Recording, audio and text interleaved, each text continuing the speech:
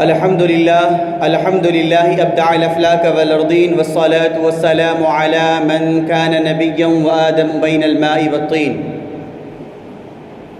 وعلى آله وأصحابه أجمعين طيبين الطاهرين وأصحابه المتطهرين أما بعد فأعوذ بالله من الشيطان الرجيم بسم الله الرحمن الرحيم قال الله تبارك وتعالى في القرآن المجيد والفرقان الحميد لنتخذن عليهم مسجدا وقال رسول الله صلى الله عليه وسلم لعن الله زوارات القبور أو كما قال الرسول صلى الله عليه وسلم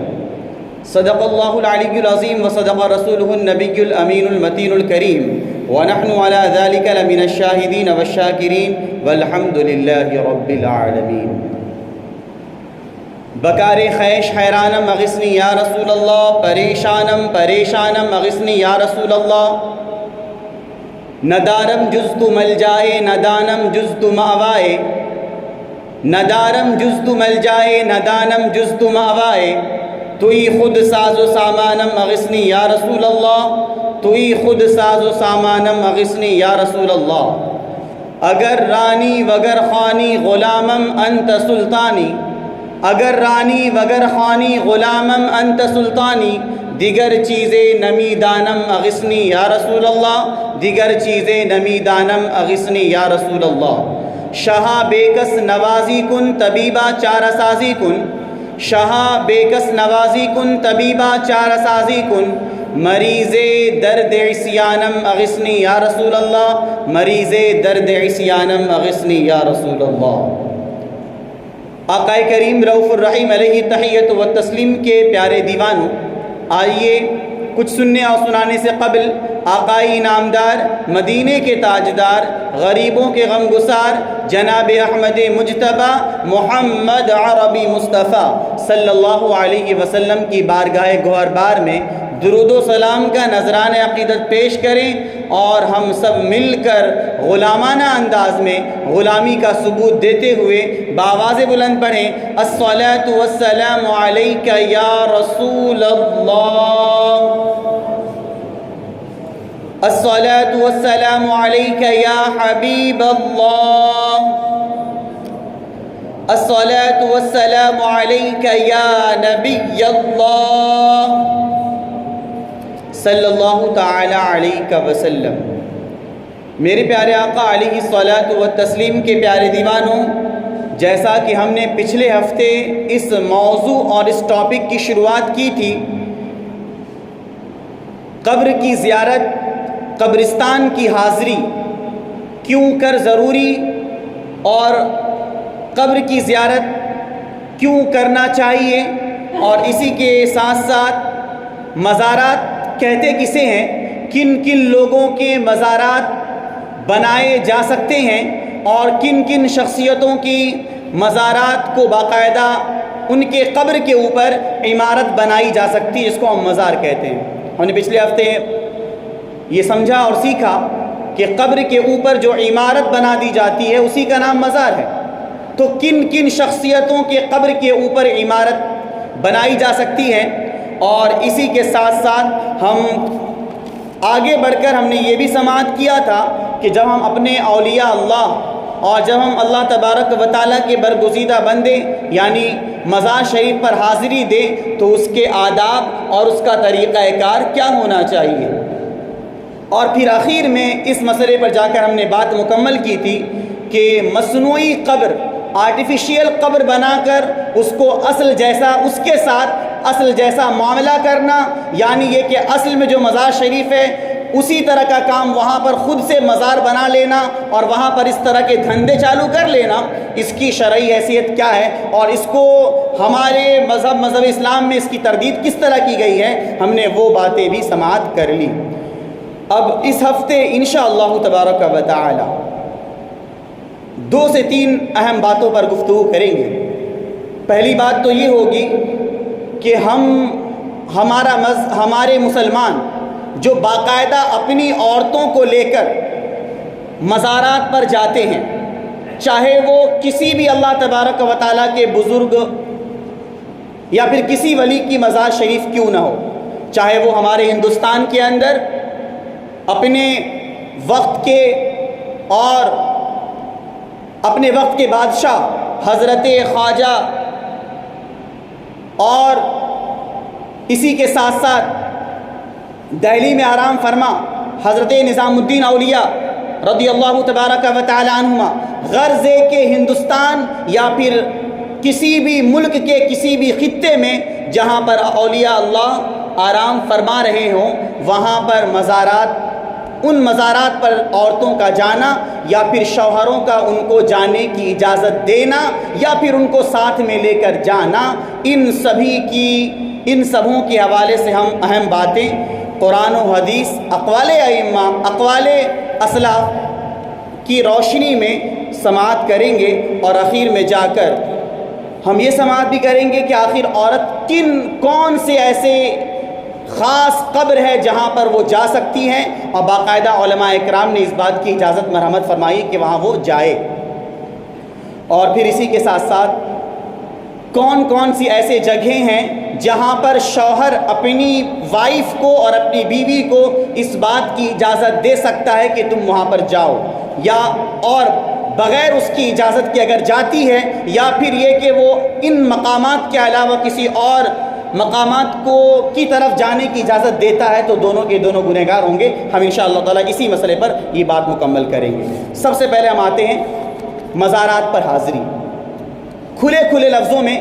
ہم پہلے حکم سماعت کرتے ہیں، اور پھر جا کر جتنی طرح کی ہم نے روایتیں لی ہیں انشاءاللہ تعالیٰ ایک ایک کر کے ہم سب کو سماعت کریں گے۔ ہمارے فقہاء کرام کا یہ مسلم قانون ہے، ہمارے فقہاء کرام کا یہ قول پاک ہے کہ باقاعدہ چاہے کسی بھی مزار شریف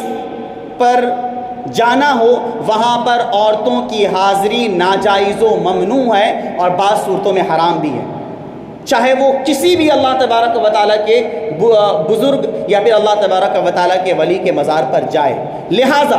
ہماری یہ بے شرمی اور ہماری یہ بے حیائی کہ باقاعدہ اپنے ساتھ عورتوں کو ان مزارات پر لے جا کر باقاعدہ وہاں جا کر ایسے کام کو وجود بخشنا جس کی شریعت مطہرہ کے اندر اجازت نہیں ہے، یہ خود کئی ایسے گناہوں کو وجود میں لانے والا ہے جس کا انسان کلپنا تک نہیں کر سکتا۔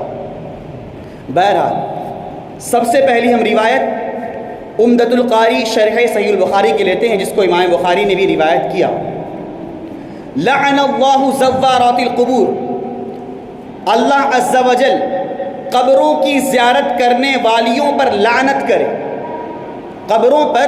قبروں کی زیارت کرنے والیوں پر لعنت فرمائے، لعنت کرے۔ یہ پہلی روایت جس کو خود علامہ بدر الدین عینی نے عمدۃ القاری کے اندر اس بات کو نقل فرمایا۔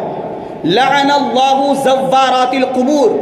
کہ اللہ تبارک و تعالی قبروں کی زیارت کرنے والیوں پر لعنت کرے۔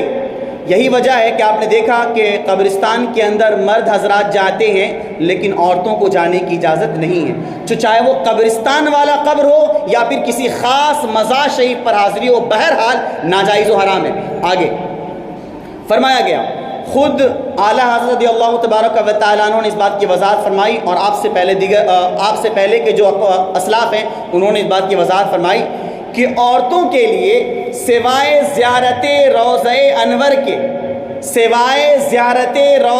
انور کے دیگر مزارات کی حاضری ناجائز ہے۔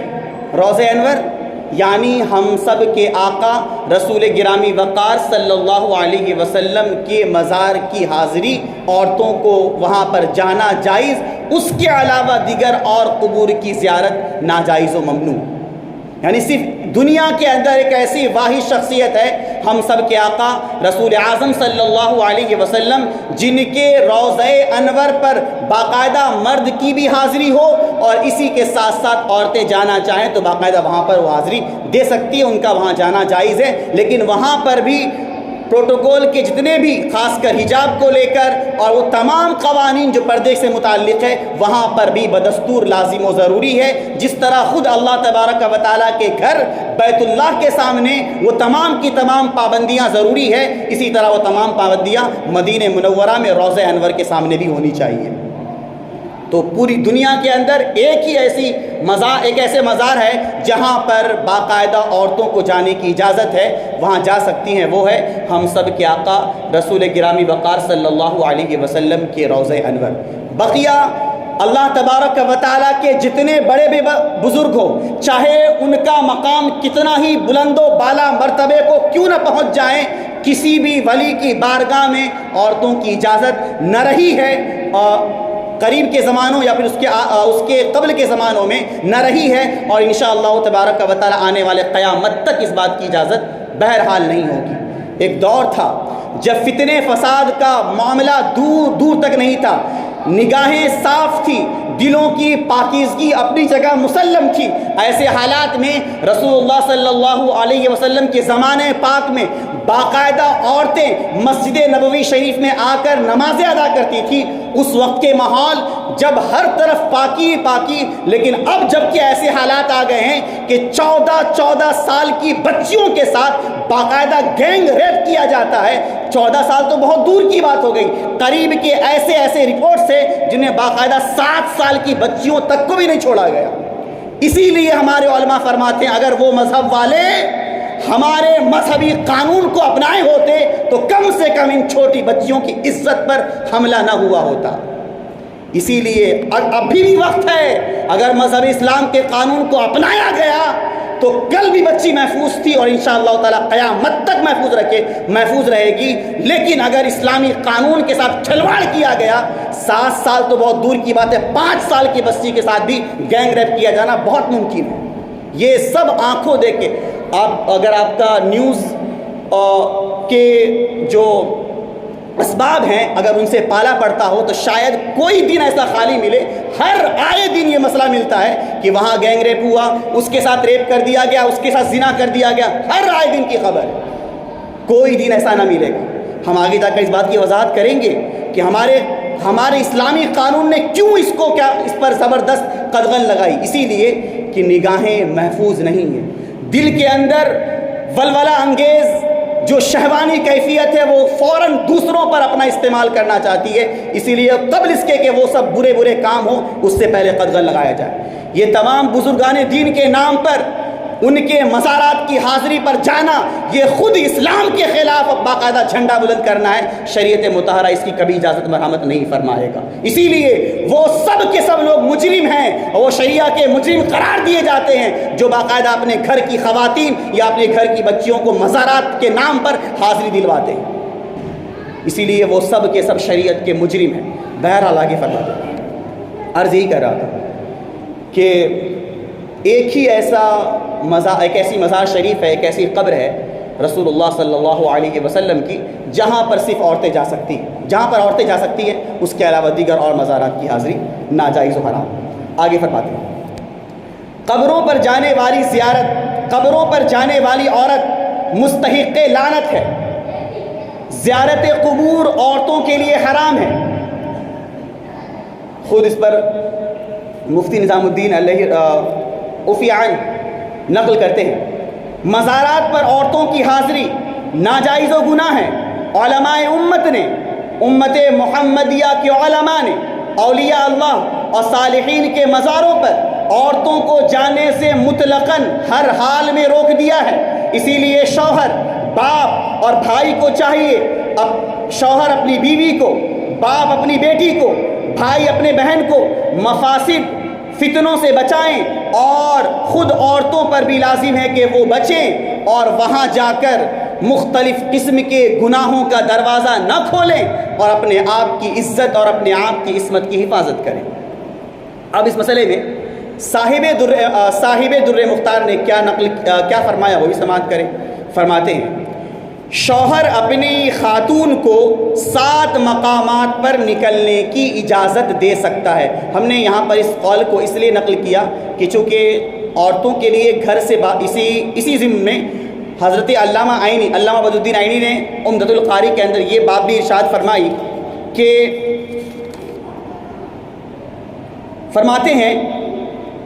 عورت کے لیے اپنے گھر کی تہ اختیار کرنے سے بہتر کوئی چیز ہو ہی نہیں سکتی۔ دنیا کا کوئی بھی مقام ہو اور جہاں جہاں شریعت مطہرہ نے جانے کی اجازت دی ہے، ان کے علاوہ جتنے بھی مقامات ہیں، گھر سے زیادہ محفوظ مقام کوئی جگہ ہو ہی نہیں سکتی،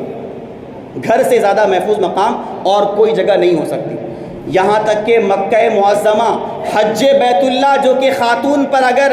فرض ہو جائے تو بھی اس کے لیے پروٹوکول ہے کہ باقاعدہ ان سب کو عملی جامہ پہنایا جائے گا، تب جا کر ان کو مکہ مکرمہ شرعی سفر کر کے وہاں جانے کی اجازت ہوگی، ورنہ ان کو بھی جانے کی اجازت نہیں، باقاعدہ وہ کسی اور سے اپنا حج کروا لے، اس کا حج فرض ادا ہو جائے گا۔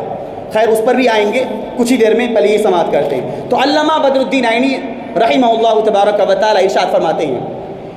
کہ اپنے گھر کی تہ اختیار کرنے سے بہتر کوئی چیز عورت کے لیے نہیں ہے۔ ہم نے جو صاحب در مختار کی یہ روایت، یہ قول نقل کیا کہ شوہر اپنی خاتون کو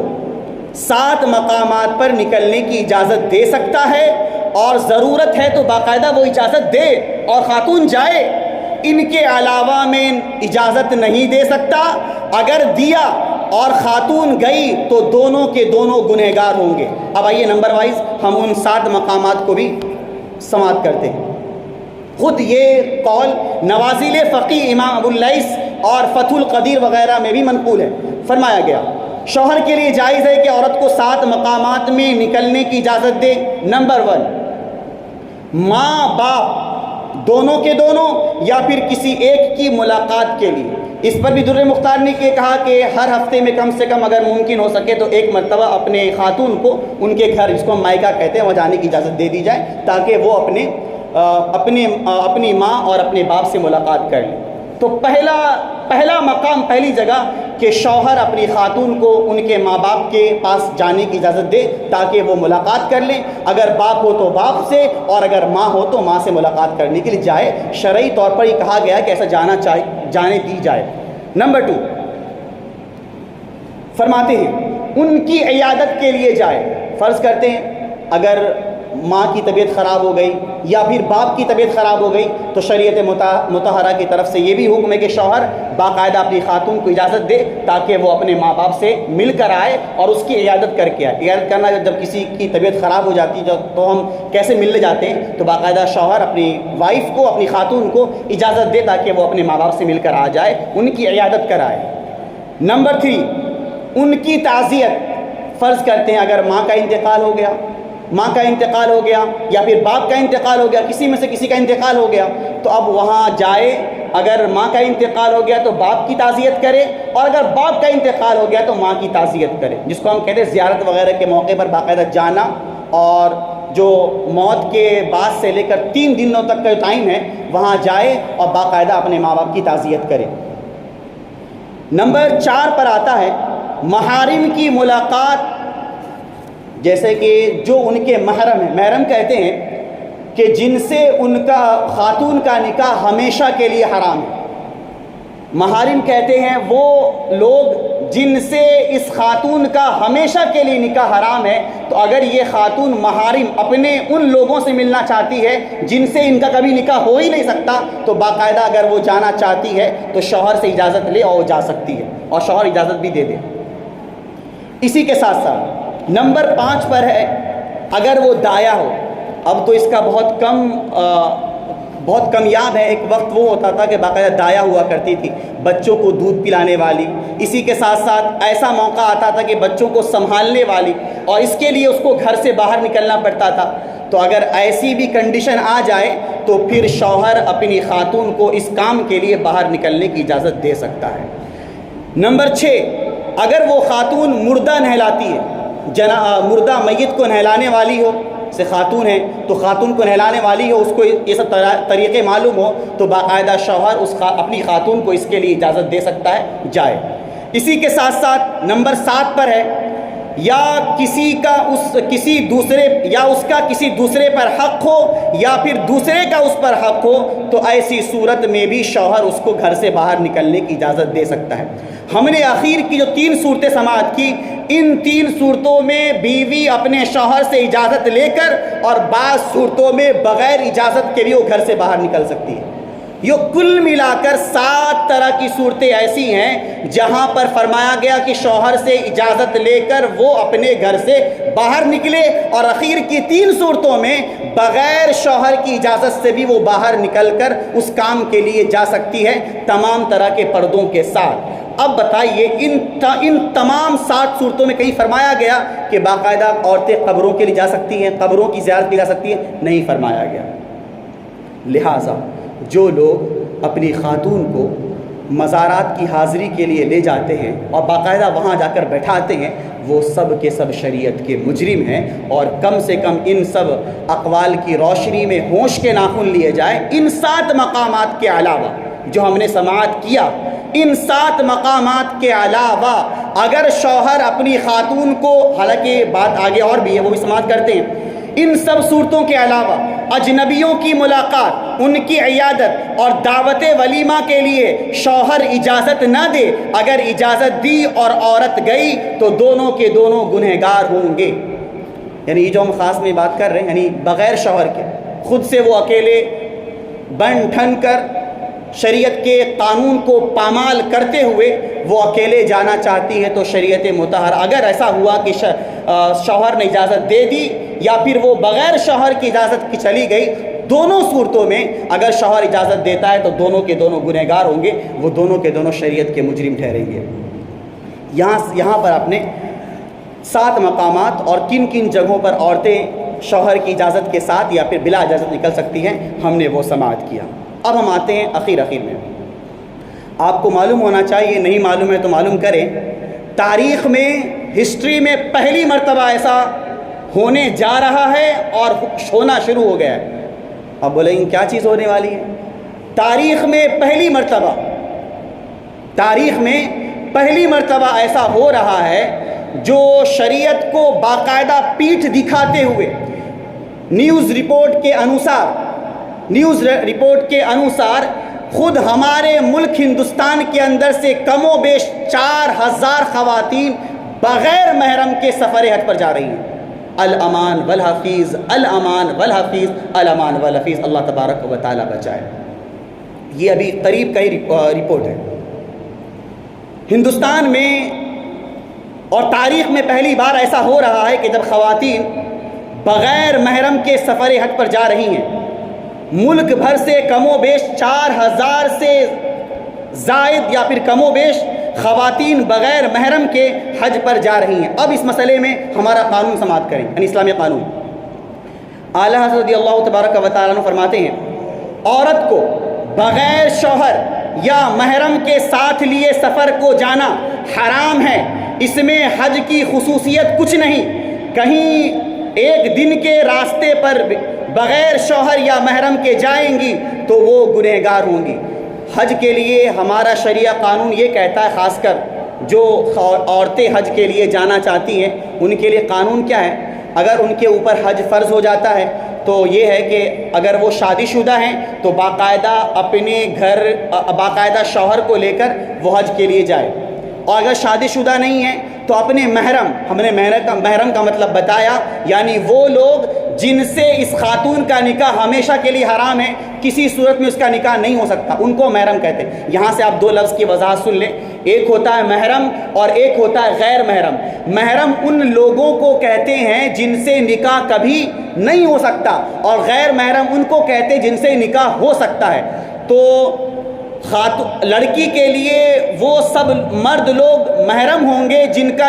کا نکاح کبھی ان سے نہیں ہو سکتا، اور اسی طرح مردوں کے لیے وہ سب لڑکیاں محرم ہوں گی جن سے ان کا نکاح کبھی نہیں ہو سکتا، اور غیر محرم کہ جن سے کبھی نکاح بھی ہو سکتا ہے۔ تو فرمایا گیا جب عورت کو باقاعدہ سفر حج کے لیے جانا ہے تو پہلی بات تو یہ، اگر وہ شادی شدہ ہے تو باقاعدہ اپنے سفر حج پر اپنے شوہر کو ساتھ لے اور پھر اس کے بعد حج کے لیے جائے، اور اگر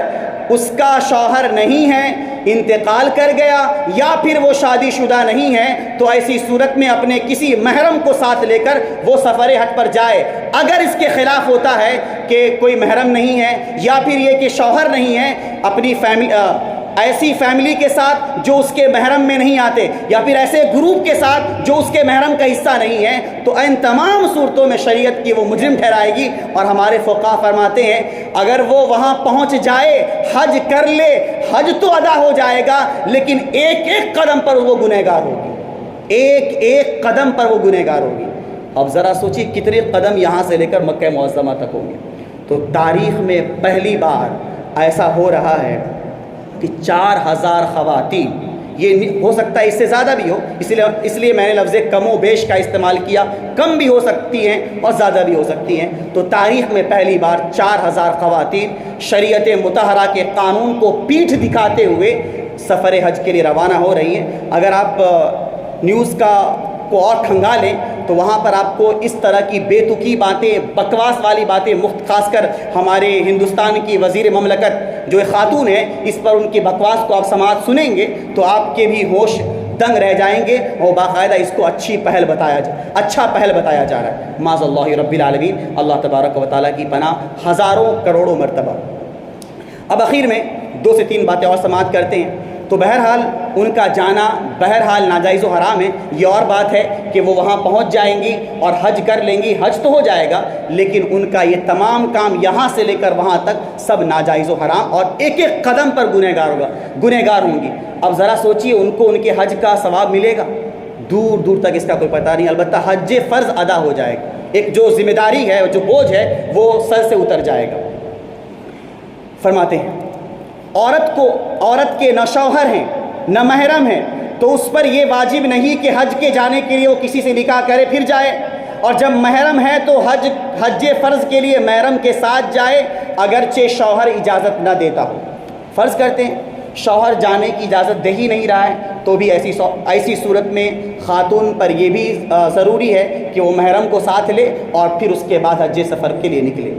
اگر فرض کرتے کوئی اس کے پاس طریقہ کار ہی نہیں، نہ محرم ہے نہ شوہر، تو اس کے لیے جو دوسرا آپشن وہ یہ ہے کہ وہ باقاعدہ اپنے بدل میں اپنی جگہ کسی دوسرے کو باقاعدہ حج کے لیے بھیجے اور اس کو کہے کہ تم میرا بدلی حج کر کے آ جاؤ، اور اس کا وہ حج فرض ادا ہو جائے گا۔ لیکن خاتون کو بغیر شوہر یا بغیر محرم کے سفر حج کے لیے نکلنے کی بھی ہماری شریعت مطہرہ اجازت نہیں دیتی ہے۔ تو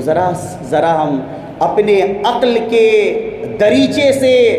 اور سوجھ بوجھ کا استعمال کرتے ہوئے اپنی عقل کا استعمال کریں۔ جو لوگ اپنی خواتین کو بے شرمی اور بے حیائی کے ساتھ خواجہ غریب نواز کے مزار پر، ولی اللہ نظام الدین اولیاء کے مزار پر، ان تمام غرض ہے کہ کسی بھی جگہ پر جانے والے ہوں، وہ شریعت کے کتنے بڑے مجرم ہیں، اور وہ شریعت کے کتنے بڑے اس مسئلے میں وہ باقاعدہ شریعت کے قانون کو پیٹھ دکھانے والے ہیں۔ اسی لیے ہوش کے ناخن لینے کی ضرورت ہے اور سوجھ بوجھ کے ساتھ کام کرنے کی ضرورت ہے۔ اگر ہماری قوم ان سب باتوں پر عمل کرنا شروع کر دے تو مزارات کے نام پر جو دھندے لاکھوں کروڑوں کے جو شروع ہو گئے ہیں، انشاءاللہ تبارک و تعالی یہ بات کہنا بجا ہوگا کہ مہینوں اور سالوں میں پورا کا پورا بھرشٹ ہو جائے گا اگر ہماری قوم اس پر عمل کرے۔ لیکن چونکہ ہماری قوم نہ عمل کرنے والی ہے اور نہ وہ سب چیزیں بند ہونے والی ہے، لیکن دعا تو ضرور کر سکتے ہیں اللہ تبارک و تعالی ہماری قوم کو عقل دے، اور ایسی عقل دے جس کے مطابق وہ صحیح طور پر شریعت مطہرہ کے قانون پر عمل کرنے کی اللہ تبارک و تعالی ان کو توفیق عطا فرمائے۔ آپ دیکھیں گے جتنے بھی آپ کو اس طرح کے کام ملیں گے، ان سبوں میں تقریباً ہمارے جاہل عوام کا بہت بڑا عمل دخل ہے، اور ان کی وجہ سے ہمارے اسلام پر اور ہماری سنیت پر بہت بڑا دھچکا لگ رہا ہے، اور بہت سارے قسم کے باقاعدہ حملے کیے جا رہے ہیں، اور یہ کبھی ختم ہونے والے نہیں ہیں اگر ان سب چیزوں کو روکا نہ گیا۔ انشاءاللہ تبارک و تعالی ہم آنے والے